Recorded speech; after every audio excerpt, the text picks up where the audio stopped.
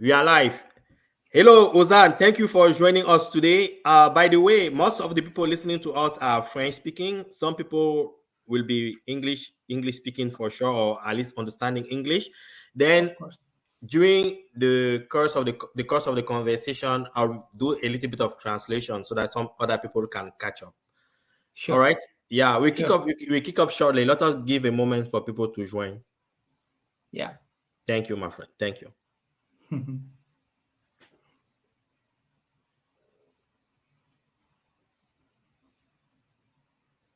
How's the weather? How's the weather in Oros?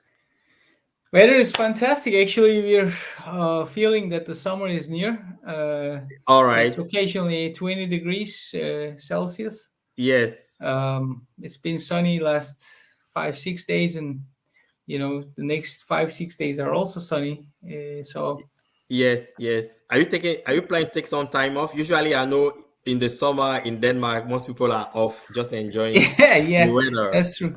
That's Yes. true. Yes. But the funny thing is, especially May is a Yes. month of holidays, like 3 days, like the 1st of May, and then the Pinse, if you know, White Monday, it's called like Yes. that. Yeah, Yes.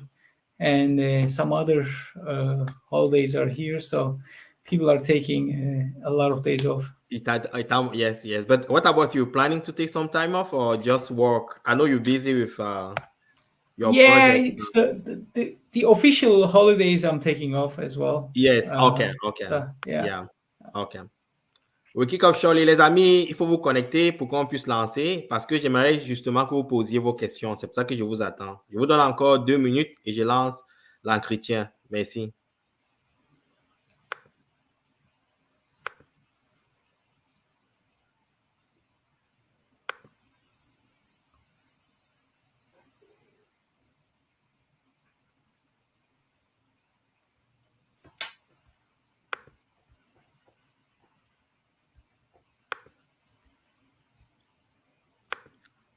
All right, Ozan, I think we can get started. Anyway, this will be recorded, but I just wanted Yeah. people to come and give some live comment. On average, like there's about 500 people who watch Okay.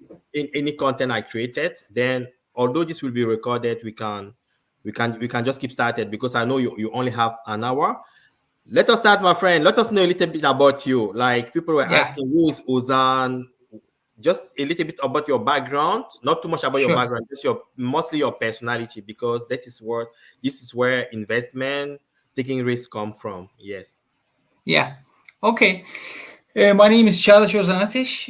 I'm originally from Turkey. I'm 46 years old. I've been living in Denmark 21 years now. It was back in 2001 I came to Denmark for education, and that's where we met Christian. Actually, we were Yes. classmates in Aarhus School of Business, so that's how we know each other. After I finished the school, after graduation, I found a job in Danske Commodities, which was a startup in energy trading markets. Back then, it was the newly days of liberalized markets in energy markets in Europe, and I happened to work together with a entrepreneur who had the idea and the vision of making great models to forecast the prices in electricity markets. And that became pretty good, pretty successful. The traditional energy giants back then were only focusing on having the system balance and production concerns in place. And we were focusing more on what the price of the market could be. So a financial perspective in energy mix, you can say.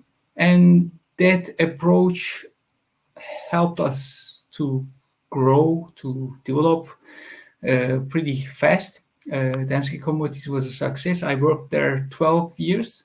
From being the third employee there, I built 3 different trading teams for Danske Commodities. I learned a lot about both building or finding an idea and then implementing that idea to a business, and then getting the right people on board and to convince them, or to set them the right goals, and to reach those goals, and then asking for, okay, what can we else do, what else we can do, and what else we can also add to that business. At some point we were 500, and back in 2016 the company was sold for almost €500 million, and apparently it was too cheap. Yes. So yes. the last 22's boom showed the company's results were double-digit billions. So Yes. it was a success, you can say. And since 2018, I've been working at MFT Energy. What happened was I resigned together with other colleagues back then in 2016, 17, and When the company was bought, that is when you resigned. yeah. Well, Okay. my colleague was out 6 months before me, and he started trading intraday, Simon Rajan, Yes. and he found the company up, and then I joined him 6 months after.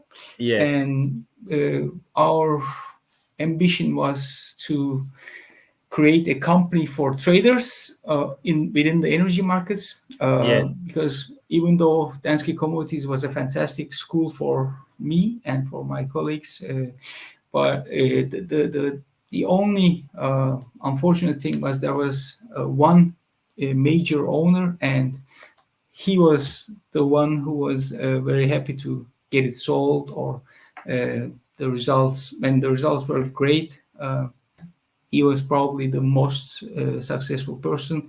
Yes. But missing link was, okay, the people who contribute to the growth of the company, do they take the fair share of that success?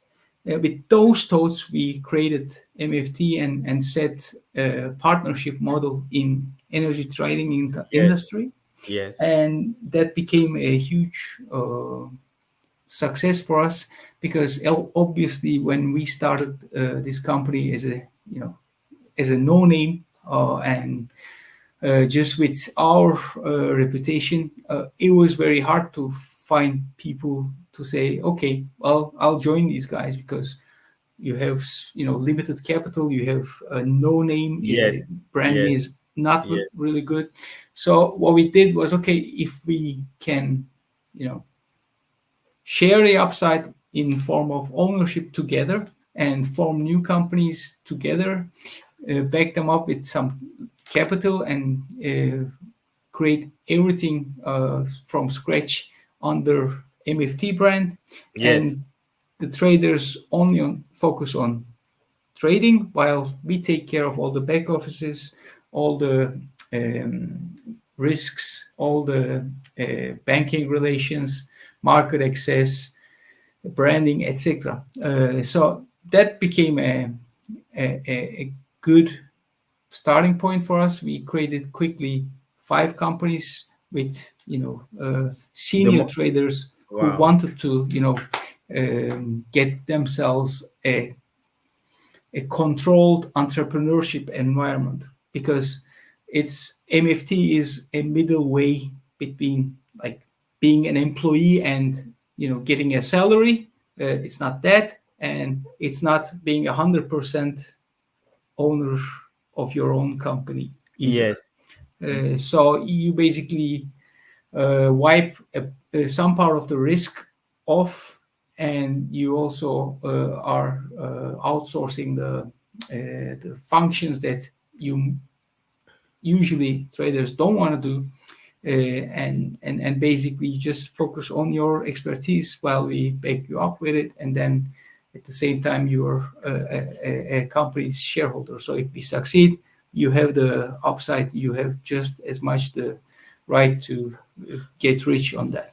Yeah, then basically what you're saying is like most of your employee of your staff are not like full-time employee per se, because they have a little bit of ownership of the organization that provide a little bit of motivation for them to make the company succeed. Exactly. They own part of the company. Exactly. Okay. Today, after 6.5 years, we are 170 people, more than Yes. 170 Wow. people. 170. 170, Wow. and 82 persons are partners in Yes, MFT. partner. Excellent. Excellent. Yeah. I will just provide like a quick translation of what you just said very quickly. Yeah. En passant, juste, Ozan dit que bon, il est d'origine turque. Il est arrivé au Danemark en 2021 pour faire ses études. C'est là qu'on s'est rencontrés à la HEURE Business School. Et après avoir fini ses études, il a trouvé un emploi à Danske Commodity. Et c'est là il a commencé à Danske Commodity. Et quand Danske Commodity a commencé, c'était une start-up. Et quand il était le 3e employé à Danske Commodity. Et après 3 ans, ils ont fait grandir la compagnie jusqu'à avoir plus de 100 employés. Et ils avaient réalisé plus des milliards d'euros dans ces transactions-là. La personne qui avait créé la compagnie était en quelque sorte la personne qui en profitait le plus, parce qu'il a créé la compagnie, il les a employés, il a fait grandir la compagnie. Donc, quand il a constaté qu'il a réalisé beaucoup de profits, il a revendu dans ce commodity à presque 500 000 euros, ce qui en quelque sorte était très moins cher. Et certains employés n'en avaient pas profité parce que le monsieur en quelque sorte était ce qu'on appelle le sole proprietorship, c'est lui qui détenait la majorité des actions.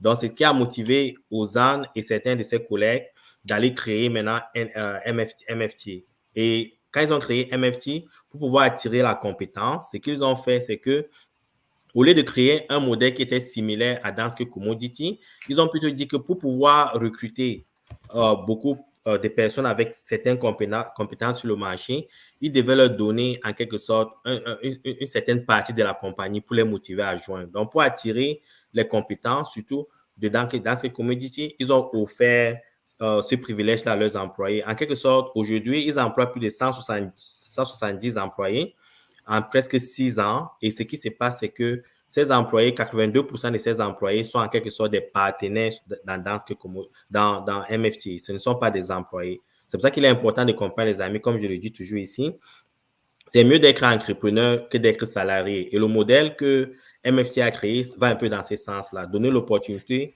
aux employés de posséder les actions de la compagnie. Parce que quand vous le faites, ils font partie de la compagnie, donc ils prennent plus de risques, ils acceptent plus de risques et ils se battent fort pour que la compagnie grandisse. Thank you, Ozan. Thank you, Ozan, for sharing that. Then you have a lot of experience today. You know the reality of the workplace and the workforce. Usually, when people start like as an employee, and although the company make profit or not profit, and they know that they have a salary, they just keep working for that company because of each individual personalities. Like, what motivated you to leave an organization where you started, I would say, at the beginning? You were part in sort of the progress of the company. Then what make you decided to move away from that opportunity and to start a new venture with MFT and some of your colleagues? Yeah. Good question. To be honest, I was very happy to be in Danske Commodities for a very long time because it was kind of, you were expected to come with good ideas and to push the boundaries of the energy trading, and basically we were kind of a very innovative company. But things got challenged at some point with the prices in Europe converging, and there was a regime change, meaning that all the auctions in European countries became centralized, and there was a market coupling mechanism. This is a little bit technical, and that made trading a bit harder. If you remember, when EU back in 90s just they declared that euro should be the one currency that's for whole Europe. Yes. All the old currencies from Germany, all the other countries, they started trading, converging to one parity, and just being there for forever almost. So, and then at some point they changed to euro. The same thing happened when that market coupling came to Europe for power markets, and our earnings were a bit declining for a year, and we had 500 people at some point at that point, and most of these people were highly paid, and that was a problem for that year. And all of a sudden we just cut 115 people. It was a very tough exercise for a growth company. And then everyone sacrificed. You had to renegotiate, etc. And that was all fine. But my feeling was that, the 2 years after that experience, the company was changed in a way culturally. You say that happened when exactly? Like that was 2014. 2014. All right. Okay. Yeah. Yes. And after that experience, I stayed loyal to company, and at some point we had a new CEO. The leadership style changed, and that didn't really fit the culture of the company, and that's why I decided, okay, this is not the company that I felt very passionate about, so I need to do something else. So, and I was a shareholder back then at that time. So I said, okay, I'll just resign. I had a competition clause, so I stayed off the markets for 1 year. I recall that time. I visited you in Denmark during that time. Yeah, exactly. So I had the time for myself and for my family, and then when things got settled, I had some thoughts. I started a small consultancy company, etc. And then, boom! At some point, I met my partners now in a fair, and then we said, okay, we'll do this together, and then that was the history. So all right, I'll just translate very quick. Ce que j'ai demandé à Ozan, qu'est-ce qui l'a motivé, étant donné que quand il travaillait à Danske Commodity, il était déjà partenaire et il gagnait assez bien. Qu'est-ce qui l'a motivé à quitter? Il a dit en quelque sorte que ce qui l'a motivé à quitter, c'est la culture. Ça veut dire que quand en Europe, il y a eu c'était un peu la même expérience qu'on a eu avec la conversion ou la transition des devises individuelles de certains pays vers l'euro. Il y a le Dutch mark, il y a le franc français qui a disparu, ça a créé l'euro. Donc, quand il y a eu cette transaction-là, il y a eu un impact sur l'économie européenne. Et qu'au niveau de cette convergence-là, on avait fait le même système avec l'énergie. Et pendant ce processus-là, il y a eu un impact au niveau du secteur énergétique en Europe. Et pendant ce processus-là, ça a impacté en quelque sorte leur modèle d'opération. Ils avaient environ 500 employés à l'époque. À cause de cette transition-là, ils ont fait partie plus de 100 employés, que c'était un exercice un peu difficile psychologiquement pour eux. Et ce qui s'est passé, c'est que après, ils ont recruté un nouveau CEO qui ne correspondait plus exactement à la culture de l'entreprise. Et tous ces éléments-là ont fait à ce qu'il soit démotivé de travailler pour l'organisation, et il s'est retiré alors qu'il était déjà partenaire, actionnaire dans cette entreprise-là. Et comme il avait signé un agrément avec lui de ne pas être compétitif contre la même entreprise, donc il devait rester sur une certaine période sans travailler dans le domaine de l'énergie. Donc, il a pris un time off. Et après que le time off se soit écoulé, il a contacté certains de ses amis qui voulaient déjà se lancer au niveau de la création d'une même sorte d'entreprise avec MFT. Donc, il s'est joint à eux et ils ont décidé qu'ils devaient créer la nouvelle entreprise. Ozan, quick question: like when you after your cool off period of, well, I guess it was about a year, after the cool off period, why did you decide to instead of working for someone else or looking for a job in Europe because of your skill, why did you decided to actually continue with in the same type of business, but as an owner or co-founder or partner? What motivates, like what mindset did you have at that moment? Yeah. Basically, when I think about new things, new opportunities, and I'm Yes. going to decide on something, I think about what's the worst that can happen if Yes. things go wrong, right? Yes. So I was thinking, okay, I was finished with this company. I sold my shares. I had a bit of caution if things were going to go wrong. So I said, okay, I might lose this money, but I knew Yes. the people very well. So I knew that the markets very well. So I said, okay, this cannot fail. But if it fails, I am still, able to go and work for another company anyway. Yes. So Yes. why should I go and work for another company right away if I have this opportunity, right? Yes. I was sure that I was going to be, feeling bad about it if I didn't do it. So I said we'll try this, and again it meant a lot that it was Simon and Lars back then that were people that I knew from my team in Danske Commodities. So we teamed up, Yes. and then we quickly put up new people which we knew. We knew we could bond together, and then basically lens out the partnership model that was also very important milestone for us, and that happened in 2018, and Yes. from then it just took off. Yeah. Yes.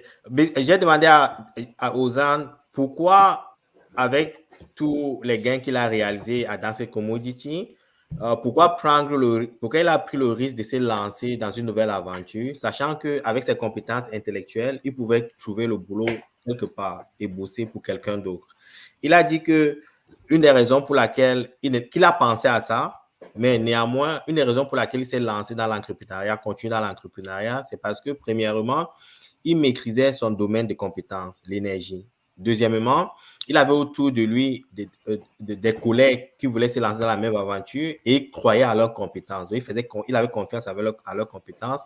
Et étant un expert dans le domaine, ayant la conviction dans le produit dans lequel il voulait investir, il a dit que même s'il va dans l'aventure et qu'il ne réussit pas, ça ne devait pas le tuer. Il pourrait toujours continuer à travailler pour quelqu'un et gagner sa vie. Ce n'était pas la fin du monde. Donc, la probabilité de succès pour lui était élevée, mais même s'il y avait une erreur dans ses calculs et qu'il perdait tout son argent qu'il avait investi dans le nouveau projet, il devait juste continuer à travailler pour quelqu'un. Donc, il ne perdait absolument rien, sauf il prenait juste le risque avec ce qu'il avait gagné avant. Donc, il croyait en ses compétences et il s'est lancé. Donc, ce qu'on appelle la conviction. Okay? Donc, il avait la conviction dans ce qu'il voulait entreprendre.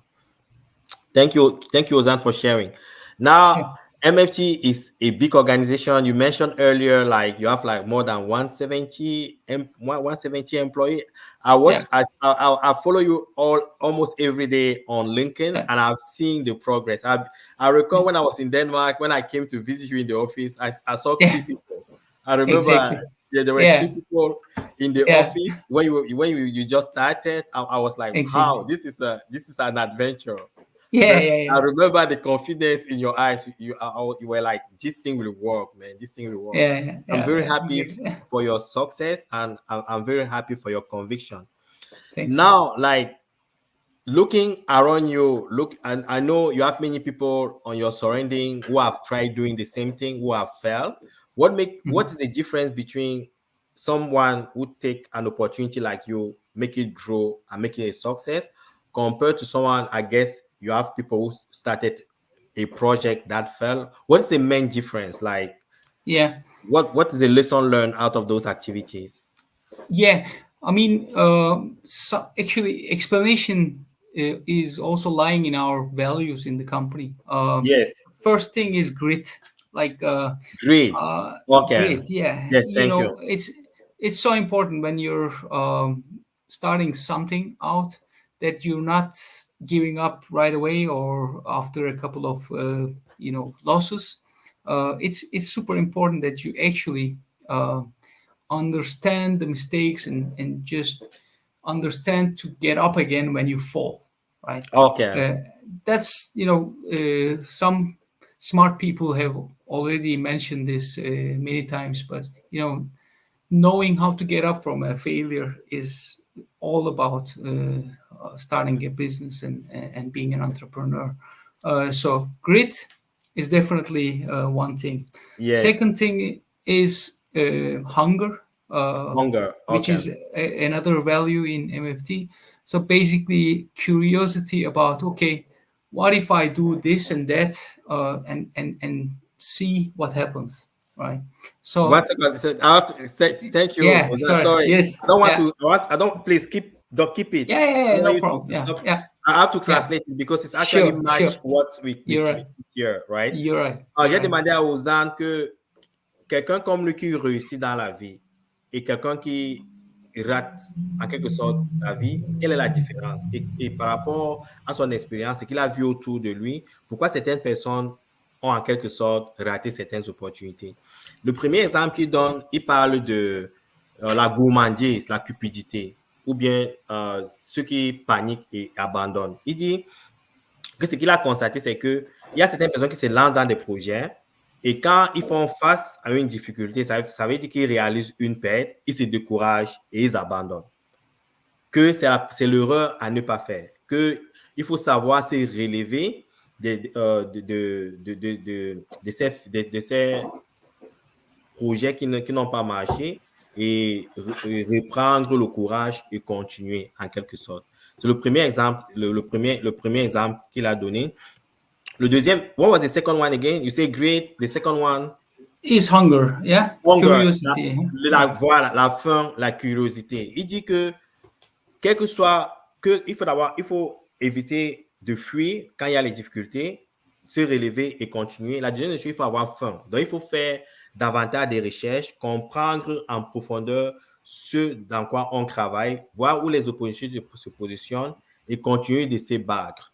Que cette fin-là donne vraiment la chance à ceux qui persistent de réussir. Thank you, Ozan. Sorry about that. Keep going, my friend. No problem. Yeah, and regarding this curiosity, this hunger, Yes. you can structure it in a way to your everyday. So that's what my boss back in Danske Commodities did for me, and that's what I'm doing today by asking every morning to the traders, okay, what is it that we're going to do today? Like what is out there for the opportunities? Yes. And at the end of the day, did we stick to the plan? Did we do the things that we agreed? How did it go? And if we are to get one lesson out of this, what are we going to do tomorrow out of this when we meet? And what else can we do in other areas or with the same idea in other countries, etc. So this kind of structuring the same question over and over, you make sure that there is progress in your innovation line, right? Yes. So this is hunger. Yes. Maybe you can.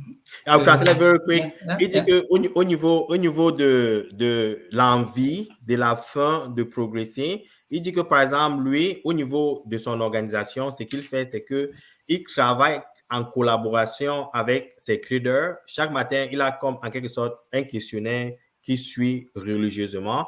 Par exemple, il interagit avec ses traders en leur posant des questions de savoir, par exemple, qu'est-ce qu'il y a de neuf sur le marché? Est-ce qu'il y a d'autres opportunités qu'on peut explorer? Est-ce qu'il y a d'autres moyens de mieux faire? Est-ce qu'on peut innover? Donc, en quelque sorte, il ouvre la conversation avec plusieurs esprits pour pouvoir collecter assez de données pour pouvoir prendre des décisions. Donc, tout ne vient pas seulement de lui, ça vient en collaboration. C'est ça qu'il appelle la fin de rechercher, la fin d'innover, la fin de dominer le marché, en quelque sorte. Donc, c'est en quelque sorte ce que Ozan était en train de dire. Et ça tombe exactement avec la notion que j'apporte le plus souvent ici avec la blockchain et les crypto-monnaies.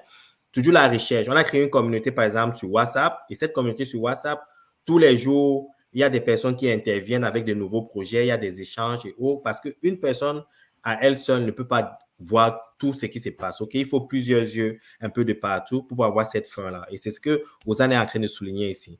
Great, anger, what's the third one, Ozan? It's unity. So unity. Yeah, exactly. So if you create a team of individuals with different talents, you need to work with them towards the same goal and make sure it works like a machine within the team. And how do you achieve that? Basically, we put up some principles that we communicate with each other, that we walk to walk and walk to talk, and we try making everything fairly within the company, so that everyone feels that they are fairly treated and they want to make a difference. And then we also demand from the people that they take the responsibility, that we don't give the responsibility, but that they, by being curious and finding an idea, etc., they also run with the tasks afterwards, right? So if you create that, that's our recipe, at least, for the way to success, and that works for us. Thank you. Ozan parle de l'unité, de l'esprit grégaire, travailler en groupe, travailler ensemble. Il dit, par exemple, quand une décision est prise, cette décision est prise avec le groupe, tout le monde participe au groupe, et que dans son organisation, on ne donne pas en quelque sorte la responsabilité. Les gens prennent la responsabilité parce que cette personne, quand ils le prennent, ils sont responsables de ce qu'ils font, des décisions qu'ils prennent. Donc, ça crée un peu, en quelque sorte, ils sont responsables, ils sont propriétaires de cette décision-là et ils conduisent cette. Donc, ce n'est pas un environnement de dictateurs, c'est un environnement où tout le monde collabore. Et en créant cette unité-là et en mettant ensemble tous les éléments, ça veut dire éviter la gourmandise, dont la peur de faillir.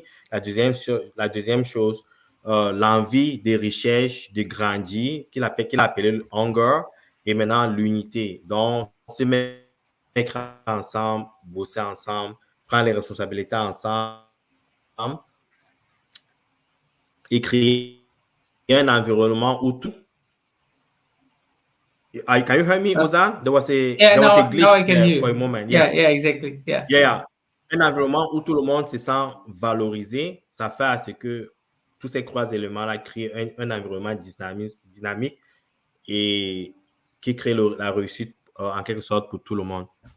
Give me 1 second, Ozan. I'll make sure that this is going well on YouTube as well because of that glitch. Let me check if everything is going well, then we can continue. Mm-hmm. Yes, keep going. Ozan, now you spoke anything else like great, hunger, unity. What else? Anything else to add on those values?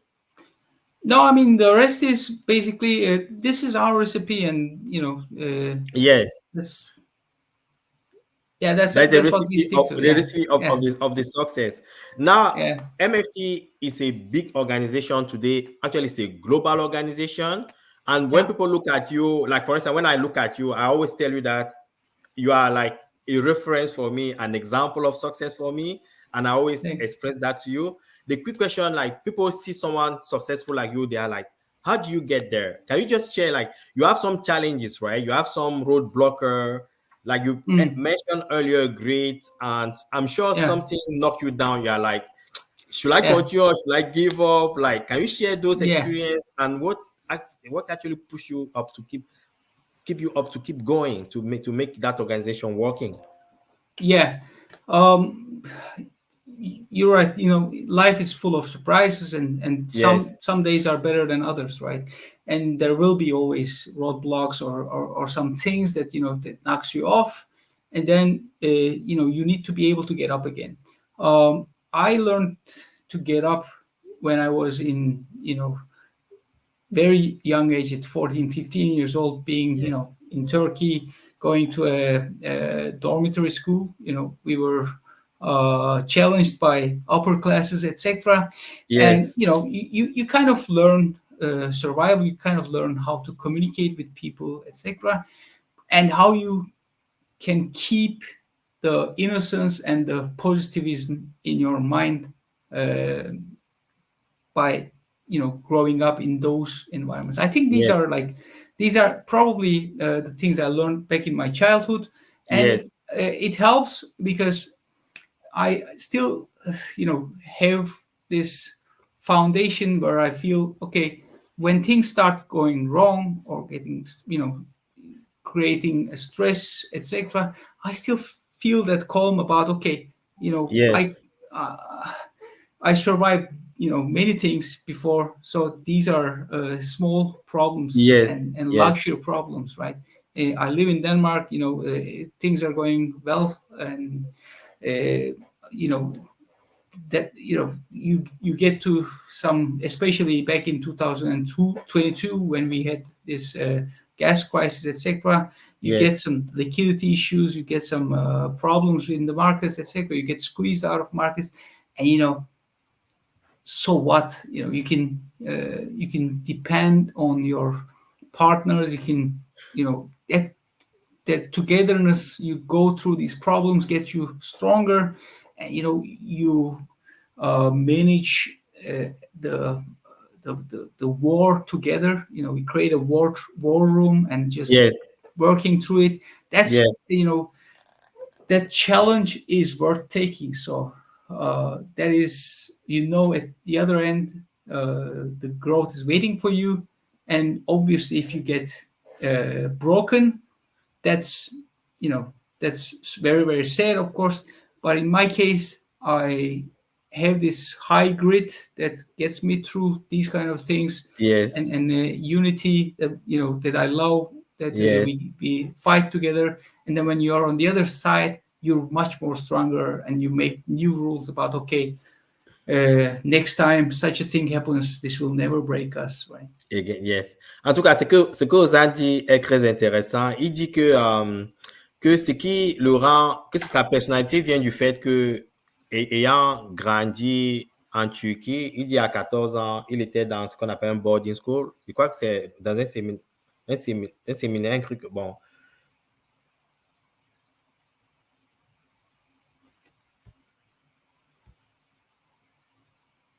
Christian?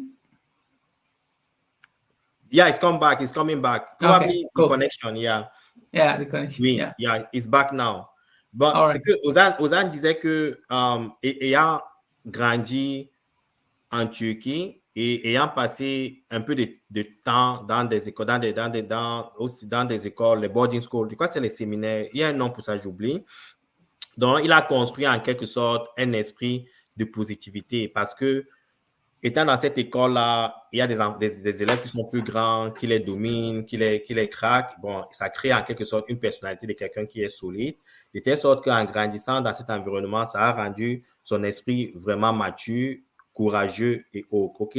Donc, ce qui se passe, c'est que en grandissant, il a eu ce mindset de quelqu'un de fort, de quelqu'un de solide, de telle sorte que quand il arrive au Danemark, il crée l'entreprise. Quelles que soient les difficultés qui arrivent, il voit toujours le côté positif parce qu'il n'a rien vu dans le passé qui dépasse ce qu'il voit aujourd'hui. Il s'est dit que si j'ai réussi à 14 ans, ce n'est pas en adulte que ces choses vont le dépasser. Donc, et ayant construit un système qui lui permet de réussir, il a parlé de grit, de hunger et de l'unité. Il se fie à ces systèmes-là pour continuer de progresser, quelles que soient les difficultés qui se présentent. Il dit qu'ils ont rencontré beaucoup de difficultés et ce qui l'a vraiment permis de continuer, comme il a dit à l'instant, c'était le grit, la fin de découvrir et l'unité. Que par exemple, il crée en quelque sorte les war rooms. Les war rooms, c'est un environnement où quand il y a une difficulté qui peut impacter la stratégie de l'entreprise, certaines personnes se mettent ensemble, ils réfléchissent ensemble pour trouver la solution pour pouvoir faire face à la difficulté qui se présente. Donc, il dit que tous ces systèmes-là, c'est tous ces systèmes-là qui permettent aujourd'hui à ce qu'ils réussissent et à ce que MFT continue de progresser. Then in that case, Ozan, that brings us back a little bit to the question I asked earlier. Like, for instance, most of the people listening to me are from Africa. Most of them. Some people are from France because we have and because we are French speaking. Yeah. I know Africans, they grow up in a difficult environment, most of them, right? They grow up in a difficult environment. Some days, some people don't know what they will eat tomorrow. They just live day to day. Then it's a little bit, and they build up that that spirit of fighter because you just keep going. No matter what happens, you just keep going. Resilience. But I don't understand, like you at 14, you went to a boarding school. That strengthens your spirit, your mindset. But an African doing the same activity every day, I would expect that will strengthen his spirit, his mind. But most of them give up when they start a business or they lose money on something. What is the difference like? Because there is no unity somewhere, or there's no enough hunger? Like, how can you explain that? Yeah, I mean, for me, it's not only being resilient, but also being, being truthful to the universe, to the rest of the people, creating trust, building, relations which are trustworthy, etc., and being consistent with it for a very long time, right? So when I go out to a person, I don't have any negative biases about that person can cheat me or whatever. But at the same time, of course, I'm aware that the signals would show that I should be careful, etc. But if I treat people very well, if I do the right steps of being an entrepreneur, and I educate myself on all the opportunities that can come and the field that I'm in, and I'm a hard worker. If I do all these things right, in the long run, things should take a direction that goes towards the success. And it's not going to be a straight line, and it's going to diverge, sometimes down, sometimes ups. But on the long run, we're evolving, we're developing, and that's basically the success itself. The success. Basically, no matter what the difficulty, like for instance, because you mentioned that you do everything to be in sync with the universe because you don't want to cheat the universe. You want to create trust with the people you work with. You build up that trust. They believe in you. And even though the result do not show up immediately, you just believe that in the long run, it will come up. Then you don't change your behavior, your good behavior. You don't lose the patience. You just keep going until you find the results. That's the way your mindset has been built.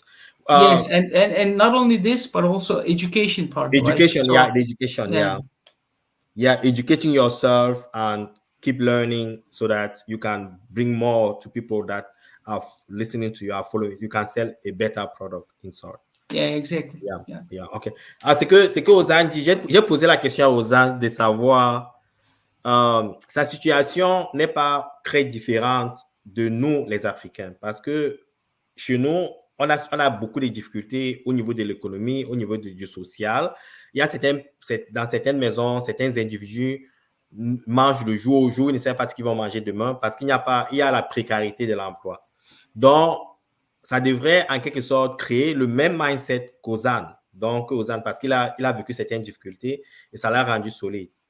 Et je lui demande, mais quelle est la différence entre lui et le jeune Africain qui veut se lancer dans un projet et qui abandonne, qui ne suit pas le même mindset que lui? Il dit qu'il y a certainement une grande différence quelque part. Il dit par exemple que lui, quelles que soient les difficultés qu'il rencontre dans ses projets, quel que soit ce qu'il anticipe de faire, ce qu'il planifie de faire, il le fait toujours en coordination avec l'univers. Ça veut dire quoi? Ça veut dire que quand il a un projet, quand il a une idée, il n'a aucune intention de frapper, de voler ou bien d'induire des personnes en erreur. Qu'il le fait avec grand cœur, avec bon cœur, parce qu'il sait qu'en travaillant de cette façon-là, il va créer la confiance, il va créer une unité autour de lui et il ne s'attend pas que les résultats viennent immédiatement. Il sait que s'il garde un mindset de quelqu'un de vrai, de quelqu'un d'intègre, les gens vont lui faire confiance et en plus, avec son éducation, parce qu'il s'éduque, il continue de rechercher, comme il a parlé de Onga tout à l'heure, il a eu la fin d'apprendre, de rechercher, de s'améliorer, de se perfectionner pour pouvoir apporter des bons produits à ceux qui lui font confiance. Et il dit qu'avec ça, quand vous construisez ce mindset-là, même si le résultat n'est pas immédiat, dans le long terme, les résultats vont venir automatiquement. Donc, il dit qu'il faut seulement rester droit, il faut rester juste, il faut rester intègre. Et ça vous rappelle quoi? Le plus souvent dans notre communauté, les gens créent un projet, tout ce qu'ils ont dans la tête, c'est comment je vais voler tel, comment je vais frapper tel, comment je vais faire beaucoup d'argent sur telle personne. Et c'est un peu ça la mentalité et ça crée en quelque sorte la méfiance dans le secteur, par exemple, de la blockchain et des crypto-monnaies en Afrique avec les liablement et autres. Donc, vous voyez un peu que, on n'a pas parlé des cryptos depuis, donc vous voyez un peu que quand on parle de mindset et quand on compare avec ce qui se passe dans notre environnement, on comprend pourquoi on a de la peine à progresser dans certains secteurs. Thank you, Ozan. That actually match exactly the problem we encounter in Africa. I'll give you just a quick example just so that because it's also a learning for you. There's a guy, there's people who create project in Africa. It can be an agricultural project, it can be like a real estate project. They create a project, they reach out to people, they collect the money, they say we'll buy land here, we will do farming, we will farm maybe chicken, we will farm like some grass food, maybe how do you call it? Maybe plantain, banana, and so on. We'll put that together. Can you come and support me? I do that. When people come and give the money, when the guys see, when the entrepreneurs see the money, it disappears with the money. We have like thousands of projects like that. One of the big scam was a guy, he created a project called Lieblimal, and he have like 300,000 people who finance his project. It was a billion in local currency company, and the guy disappeared with the money. He just disappeared. That is just so that people can connect exactly what we're talking about. Yeah. Now, thank you. You cover most of the thing I have. Now, let us talk about cryptocurrency and blockchain. I know that you are most focused on energy. And before we started this conversation, you don't know too much about blockchain and cryptocurrency, but you have some resistance in looking into that. Can you just elaborate a little bit why, and we can take it from there? Yeah. I mean, basically, supply and demand is basically driving any price in any markets. Right? Yes. And to be honest, I'm understanding the dynamics of supply and demand in almost any commodity. And also the stock markets, etc. Yes. Macroeconomics that affects the dynamics of the stock markets. Yes. When it comes to cryptocurrencies, I believe it's much more volatile and it's much more unpredictable, and it's not really logical always. So that is why I stay pretty far away from that. I find lower hanging fruits within the economic products. There are much more things that I would find closer to myself than going to cryptocurrency. Yes. Okay. Earlier you spoke about curiosity, hunger, learning, I know Yeah. in your field, you are an expert. En tout cas, I will just translate what you just said.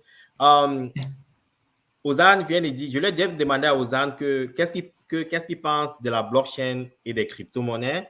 Il dit que personnellement, il a une certaine réticence parce que ayant un esprit un peu cartésien et venant d'un background en économie, il sait que l'offre et la demande en quelque sorte dictent les prix, ok, ou conduisent les prix. Et c'est un peu le cas au niveau des commodités, qui est un peu dans ce qu'il fait, l'énergie. Il a un sens de ce que c'est. Mais qu'au niveau des crypto-monnaies, il ne comprend pas exactement comment ça fonctionne parce qu'il c'est trop volatile, c'est trop... on ne peut pas prédire ce qui va se passer dans les jours qui viennent à cause de sa volatilité et que c'est même illogique le système dans lequel ça fonctionne. Now, I'll come back to what you just say, Ozan. But you are looking at it as a trader, as someone who take advantage of maybe spread in price and make the money. Now, in terms of the technology, do you know exactly what it does? Like, what is the role of a blockchain?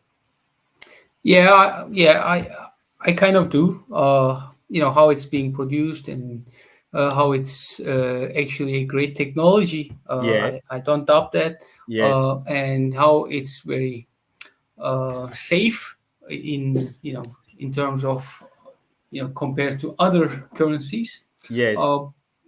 But speculating on that currency is not really very close to me, at least. Yes, I see. Okay, then I mean, you believe that the blockchain might resolve some issue we are facing today, but as Ozan, it's not something you would like to take risks with because it's not something that actually meets your risk tolerance. It's like this. If I'm going to change my, I live in Denmark, as you know, and Yes. if I'm going to go for a vacation in Europe, I would change it to Euro.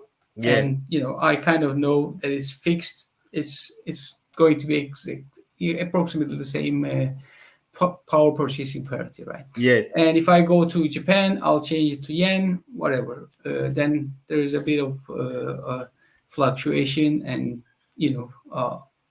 for blockchain, I might change my currency to blockchain if I am going to use with what was the Bitcoin, right? Or yes. any other coins. Yes. If I'm going to use it, I might do it. But as when I change my currency to Bitcoin or any other coins, then my value of purchasing also changes, and that I have no understanding of, right? And that risk of it might change to double or half the size of my purchasing power parity in Danish kronas, I feel unsafe, and I don't have the like the reasoning of why things happened in blockchain or Bitcoin markets and why that the prices. For me, it's a lot illogical compared to anything else, like, for example, corn markets or coffee markets. There you can explain many things with supply and demand, right? Yes. OK. En tout cas, ce que Ozan dit, c'est que, par exemple, avec la blockchain, et il prend l'exemple du Bitcoin, il dit qu'à cause de sa volatilité, il n'aime pas prendre ces risques-là. Par exemple, s'il veut voyager et qu'il a, par exemple, la couronne danoise et qu'il doit voyager, par exemple, pour aller, supposons, il n'a pas dit ça souvent, qu'il va aller aux États-Unis ou il va dans un pays européen, il convertit sa couronne danoise en euros. Il sait que, quelle que soit la fluctuation du marché, il n'y aura pas une très grande différence dans son pouvoir d'achat où il va. OK? Par contre, s'il convertit la couronne danoise au Bitcoin, il y a un très grand risque de volatilité parce que le prix change rapidement. Now, the blockchain, maybe I would say, because I am in the field, but I'm not asking you to. I mean, you are expert on energy. Maybe what I would say is like, perhaps, as you mentioned on earlier, hunger. If you do a little bit more research on the blockchain, in terms like, I know that it will resolve a lot of problems. It's not just about currency, like exchanging money. For instance, I'll give an example. I'm sure in your job, for instance, you have like remittance, right? Remittance. You might have a supplier, let us say in Singapore, for instance. I don't know how it works, your work. Sometimes when you make the transfer, when you want to pay a supplier or maybe a partner in Singapore, sometimes you have to go, you go to perhaps to Danish bank or Nordea bank, and you will request Nordea bank to make the transfer to the corresponding bank of your customer in Singapore. And when Nordea or Danske Bank do the transaction, they send, that there is a fees they charge. They can charge maybe, and it's a lot. It can be 5%, it can be 10%. I know you face that all the time. And when they make the transfer do not go immediately. It take maybe 24 hours. Sometimes it take 3 days. In some instance, the clearance take like 5 days. Yeah, okay. But the good news with the blockchain today is like, if I use the Bitcoin blockchain, right? If I make the transfer, it's instantaneous. It's like 1 second. Like if you use like Solana, the blockchain of Solana, it's like 1 second. If you use it's sometimes 15 minutes, but you won't see 24 hours or 3 days. And the remittance, and there's no middleman. It's like P2P. I mean, at this point of time, the technology is still in exploration. Remember when we started at university, entered Google. Google was just a small page like this. There was nothing there, right? Then with time, it improved and so on. I just want to say is like, I do believe that the blockchain, even in the energy sector, like for instance, like AI, artificial intelligence, this is an opportunity for you guys, because to run all those computation power, they will need energy. Then that is an opportunity for you, perhaps for MFT, to explore as well, because there is a lot of project going on the blockchain because of the capacity of the blockchain to decentralize the CPU power that the AI will be using. There are projects creating on the blockchain just to support that. For instance, in your computer at home where you are working now, you don't use all the capacity power of your computer, but you can rent it out on the blockchain, and someone can be using that just to add on the computational power of an AI project, right? That is exactly the idea around it, the decentralization, eliminating the middlemen and so on. But I agree with you, it's still volatile. Like 2001, like internet was just like whatever it was, right? Then it progressed over time. Yeah. I mean, look, I believe you are right on the technology side, and if everything changes, if everybody changes to blockchain, then then it's going to be a lot easier for anyone to to actually go out and be a little bit less skeptical about, okay, what if it falls in my own currency? Because if it gets a little bit more stabilized, and it just is possible to use for everything else other than just sending it to Singapore, or making it for some energy projects, etc., and it is being more and more general, then it's going to be, when it happens, it's going to be a lot more easier to convince people like me to say, okay, let's give it a try and change everything to But blockchain. Actually, there is a USDT. There is a stable currency on the blockchain. Like for instance, you can convert the Danish kroner into USDT. That is a peg on the US dollar, Okay. and that's more stable. Like for instance, if you are traveling to, let us say, Singapore or Texas, I know Mhm. you sometimes you go in US to meet some of your partner. If you Yeah. can, instead of doing euro, you can have a wallet on your phone, and you can Yeah. convert kroner into USDT. That Yeah. is the, And okay, yeah. question, that USDT, for example, Yes. how many shops can you use that for? Like Yeah. what I mean, can like you do if this? if the shop is online, Yeah. there are some like PayPal. If you use PayPal, you go to the shop, any shop, you can use Hmm. USDT because PayPal accept USDT. Okay. Microsoft accept USDT. You can buy stuff on Microsoft with USDT. Okay. Yeah. There are some, there are big, there are already some intermediaries company that accept Yeah. it. You won't even notice that. You won't even notice because they are covering the risk for you. You take the Hmm. Danish kroner, you buy the USDT, they take the USDT, they give you the local currency or whatever. There are some Yeah. organizations working around it. It's just a matter of Yeah. time. And Yeah. PayPal Yeah. is a Yeah. big, I give example of PayPal because you will know PayPal, right? Like I see. PayPal is doing that, right? Like there are organizations Okay. accepting that. And by the way, I guess you heard about the spot ETF, the spot Bitcoin ETF, like accepted in US. Yeah, all Yeah. that is basically the regulation is tolerating the existence of the blockchain and some product like Bitcoins, Ethereum, and so on, right? It's Mm. coming to life. Basically, what I'm saying is like, because you mentioned hunger earlier, maybe something for your team to start thinking like, how do we bring energy in the blockchain? Because AI and AI will be driven by energy. Like they can't, there's no way all the computational power of AI will be used only by, they need to create new energy. I know you are going to green and so on like that. Maybe you can play a role in that failure. Maybe it's an opportunity to explore just so that you don't Mm. lock the door into the blockchain because of the volatility. There can be other Yeah. opportunity around it. Cool. Yes. Cool. Yes. Thank you, Ozan. I know you mentioned that you only have an hour. Let us close very quick with a few things we have. What advice can you give? Sorry, I'll do a quick no, when you're done, I'll Mm. just provide a translation. I know you have to go. What advice can you give to the young soul listening to us, like the young Ozan, like 20 years ago, coming out of university?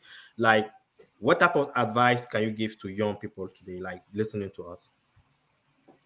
Yeah. I mean, to educate yourself is super important. Basically, uh, to be very curious and buying books, basically to develop your soul, your Yes, knowledge, your brain, and to learn things and trying yes, out things, to fumble with things, to fumble with ideas is super yes, important. And so try out things, and when especially the things that can, the worst case scenario is just some time being spent on a silly project. Uh, and if you are good at that, then you can reflect, and then with that reflection you can learn things and you can do better things next time you go. So that is very important, yes, in my opinion, for young people. For adults, it's to to have a mindset that is strong, that is with a willpower and with resilience, and basically with a conviction about getting to the goals that you set for yes, yourself. For to get up again when you fail, and to basically to be determined to continue walking. yes, For again, other than mindset, this is mindset is very popular in many books. People yes, tell about this, but there are three other elements. One is health, heart set. So basically, to be to be filled with love and to go to people with, doing right to Yes. others, and being in sync with the nature, being in sync, having the positivity in your own body. This is super important as well. Yes. And taking out all negativity and all people who consume you, the problems that you take. Okay. Just leave it out of your system, right? This is Okay. also very important, Okay. to take care of yourself on that matter. And then there is this health set, where you take care of your health, because we're here with one body for a very long time, right? So if we can avoid any, pain, unnecessary pain for our bodies, Yes. and basically get the right nutritions, make the right exercises for your Yes. body, your older self will thank you one day, right? Yes. Yes. So that is also super important. Yes. And then Yes. the last thing is the soul set. It's important to help your fellow people. It's important to help others to do them right, and in order to get all this rightness towards you as well. Yes. So treating people with respect, Yes. and doing things on a fair way, it will for sure on the long run create a good reputation for Yes. you, and a good reputation is super important if you want to Yes. do a successful business. Yes. Yeah, with those words, I guess I would like to say goodbye to your Yes. viewers. Thank you so much, Ozan. Really inspiring. I will do the Thanks. translation. I know you have to go. Thank you for taking All the right. time, and thank you for your humility, my friend. Because Cheers. I know some people at your round, when you invite them, like, who is there? I don't have time. Thank you for taking, and that actually No problem. display what you taught us today, like humility, being nice with people, sharing experience, and so on. And we really appreciate the time you have taken today to share with us, Ozan. Thank you so much, Cheers. my friend. Thank you, Christian. My Have a nice pleasure. We day. keep in touch as usual. Cheers. Of Thank you, course. my friend. Bye. Thank you. Bye. Merci à Ozan de nous avoir joints. Je vais juste conclure rapidement avec la dernière partie qu'il a couvert. Je lui ai posé la question de savoir ce qui pensait de la blockchain. Il a dit qu'il n'a rien contre la technologie de la blockchain. Au concret, il pense que c'est une technologie innovante, innovatrice, qui va changer en quelque sorte le monde. Mais pour lui, ce que j'ai compris, c'est qu'il n'a pas une connaissance approfondie des solutions que la blockchain apporte dans la vie. Et j'ai pris l'exemple parce il parlait de problème de la volatilité. J'ai pris l'exemple de l'USDT. Par exemple, s'il s'inquiète, par exemple, que la couronne danoise va perdre beaucoup de valeur par rapport au Bitcoin, il peut utiliser, par exemple, le USDT. Et il m'a posé la question de savoir, il y a combien d'entreprises à travers le monde qui acceptent le USDT. Je lui ai dit que non, bon, même si certaines entreprises n'achètent pas le USDT, si les entreprises utilisent PayPal, la transaction peut se faire parce que PayPal accepte certaines crypto-monnaies. Il était un peu surpris par rapport à ça. Et j'ai pris un exemple. Par exemple, c'est un chef d'entreprise. Il sait qu'il a des partenaires à Singapour.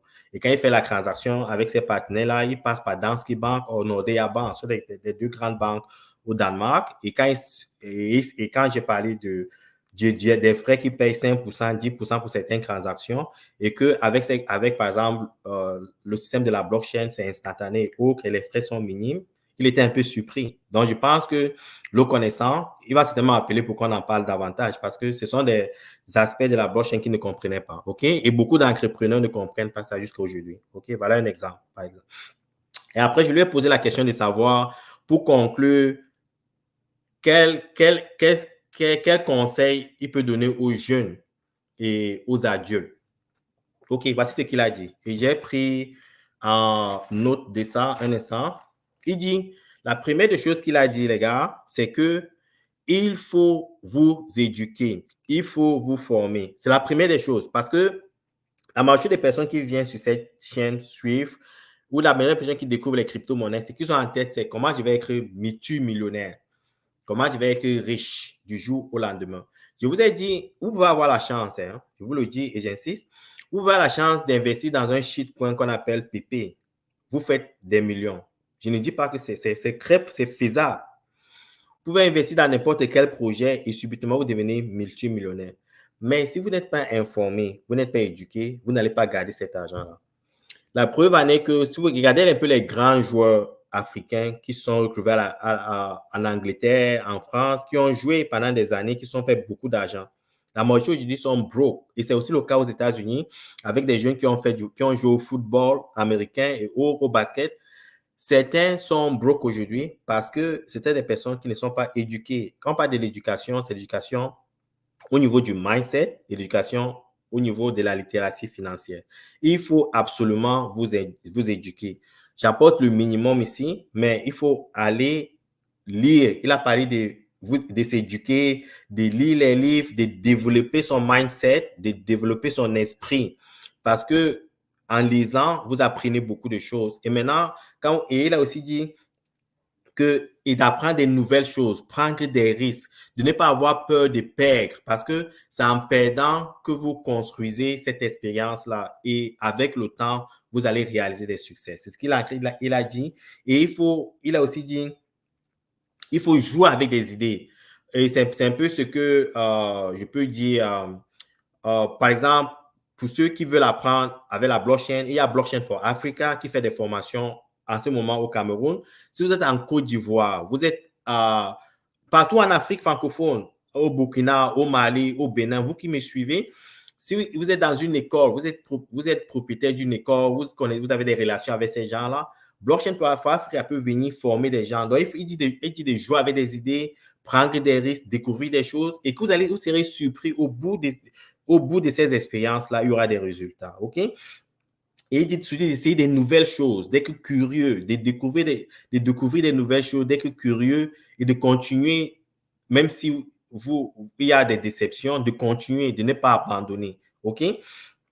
Et après, maintenant, il a parlé et il a dit que pour des personnes un peu plus âgées, il a dit d'avoir la conviction. Ça veut dire que quand vous vous lancez dans quelque chose, il faut avoir cette conviction-là. Et quand vous fixez des objectifs, il faut vous battre et mettre les moyens qu'il faut pour atteindre ces objectifs-là. Que de ne pas abandonner au premier obstacle, de continuer à se battre, même si les choses ne marchent pas, que plus vous vous battez pour atteindre ces objectifs-là, l'univers se mettra derrière vous et va vous propulser vers ces choses-là. On parle de quelqu'un qui a vécu d'expérience. C'est un gars modeste. Je n'aimerais pas toucher en profondeur la compétence d'Ozan. C'est un multimillionnaire en euros. OK? C'est quelqu'un de modeste. Malgré ça, il est resté modeste. Et pour atteindre ces objectifs-là, et s'il le partage avec nous aujourd'hui, c'est ce qu'il a vécu. Et je lis juste ce qu'il a dit. Et voici ce qui est important, les gars. OK? Dans notre communauté, le réflexe, c'est de frapper le voisin, de voler. OK? Si j'ai cette opportunité, je vais scammer le voisin, je vais arnaquer. Ça, c'est un peu le mindset de la majorité des personnes. OK? Ça veut dire que dès qu'il a un peu, il devient arrogant, il croit qu'il est arrivé. OK? Il dit ceci. Il dit que il faut toujours être rempli d'amour. Ça veut dire que quand vous êtes rempli d'amour, ça veut dire que vous avez le goût de partager. Vous avez le goût de voir les gens autour de vous réussir, de partager ces connaissances-là, d'aider les gens autour de vous. Parce que quand vous créez ça, ça crée en sorte qu'il y a une certaine unité autour de vous pour vous propulser. Ce n'est pas toujours le cas. Il y a certaines personnes, quand vous réussissez, qui cherchent à vous tirer vers le bas. Et il parle de ça. Il dit que si par contre, il y a des personnes qui sont négatives autour de vous, il y a des choses qui enlèvent de l'énergie positive autour de vous, il faut les couper de vos relations, il faut les éliminer de votre entourage. OK? C'est ce qu'il dit. Et il dit qu'il faut les couper, il faut les laisser et les oublier et de continuer avec ceux qui sont positifs, avec des choses qui vous apportent du bien. OK? Et il dit, il dit que, et la chose la plus importante, c'est de prendre soin de votre santé. Que quel que soit ce que vous faites et que vous n'avez pas la santé, ça ne sert absolument à rien. Et pour prendre soin de votre santé, il faut contrôler ce que vous mangez. OK? Il faut faire le sport.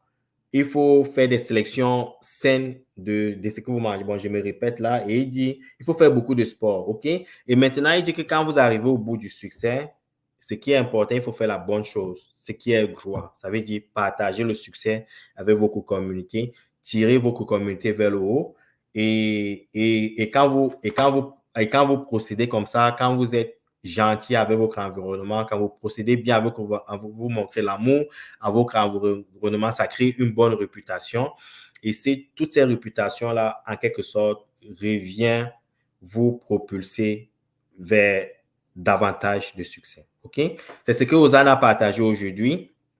Et merci sincèrement à vous qui vous êtes connectés pour joindre cette conversation. Je sais que c'était en anglais. Je sais que Kadi était déjà fâché que nous, on ne comprend pas anglais. J'ai fait la traduction au maximum de ma capacité. Si vous avez des questions, j'ai 1 minute. S'il n'y a pas de questions, je vais fermer le live.